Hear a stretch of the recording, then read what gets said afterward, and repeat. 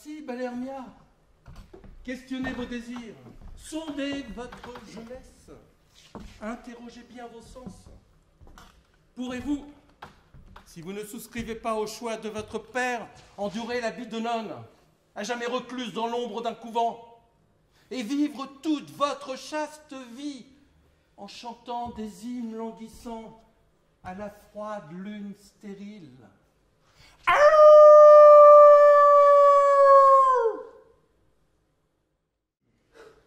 Démétrius, je le lui soutiendrai en face, à courtiser Héléna et à gagner son cœur. Et elle, pauvre enfant, raffole jusqu'à la dévotion, raffole jusqu'à l'idolâtrie. Cet homme, dépravé et inconstant. J'ai entendu dire, et je voulais en parler à Démétrius. Mais absorbé par mes propres affaires, mon esprit a perdu de vue ce projet. Et Démétrius, j'ai des instructions à vous donner à tous deux. Quant à vous, Balermia, résignez-vous à conformer vos caprices à la volonté de votre père. Sinon, la loi d'Athènes, que je ne puis fléchir, vous condamne ou à la mort, ou à la chasteté. Plus je l'aime, plus je suis haïe. S'il est fou, Léna, ce n'est pas de ma faute. Non, c'est celle de ta beauté. Oh, que n'est-ce la faute de la mienne? Console-toi, tu ne verras plus mon visage. Lysandre et moi allons fuir ce lieu. Athènes était comme un paradis pour moi avant que j'aime Lysandre. Quel charme possède donc cet amour pour avoir ainsi changé ce ciel en enfer? Héléna, nous allons te dévoiler nos projets. Demain soir, lorsque la lune contemplera son visage d'argent dans le miroir des eaux, ornant d'une perle liquide chaque brin d'herbe, à cette heure propice à la fuite des amants, nous franchirons à la dérobée les portes d'Athènes. Messieurs, alignez-vous.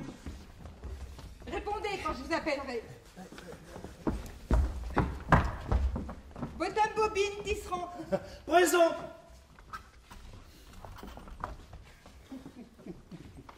Dites mon rôle et continuez.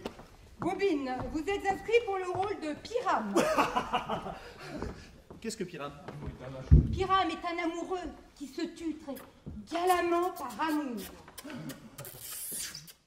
Je pourrais jouer Hercule d'une façon rare. Un rôle à faire crever les chats, à faire tout éclater. J'entendis une fée, portée par le dos d'un dauphin, proférer un chant si doux, si harmonieux, que la rue de mer devint docile à sa voix, et que plusieurs étoiles s'élancèrent follement de leurs sphères pour écouter la musique de cette fille des mers. Je ne t'aime pas, donc ne me poursuis pas. Où est Lysandre? Où est la belle Hermia? Oh, je veux le tuer. Elle m'assassine. Tu m'as dit qu'il s'était sauvé dans ce bois. Mais j'y suis dans ce bois. Aux abois. Est-ce que je t'encourage? Est-ce qu'au contraire, je ne te dis pas avec la plus entière franchise, je ne t'aime pas et je ne t'aimerai jamais? Et je ne vous en aime que davantage. Je suis votre épagneul, Démétrius. Et plus vous me battez, plus je me couche à vos pieds. N'allume pas trop, Maëlle. Je suis malade rien que de te voir. Et moi, je suis malade de ne pas vous voir. Prends aussi de ce sucre et cherche à travers le bois. Une jolie dame d'Athènes est amoureuse d'un jeune dédaigneux. Mouille les yeux de celui-ci, mais veille à ce que la première personne qui le regardera en s'éveillant soit cette dame. Oh, comme je regrette l'ennui des instants passés avec elle. Ce n'est pas Hermia, mais Héléna que j'aime, qui n'échangerait un corbeau pour une colombe. La volonté de l'homme est par la raison gouvernée. Et la raison dit que tu es la plus précieuse. Trop jeune encore, je n'étais pas mûr pour la raison. Mais aujourd'hui, l'expérience met ma volonté au pas de la raison. Oh, comment tu as changé? Qu'est-ce que je vois sur toi? Ce que vous voyez, vous voyez une tête d'âne. La vôtre, voyez-vous? Oh, te jurerais que je t'aime.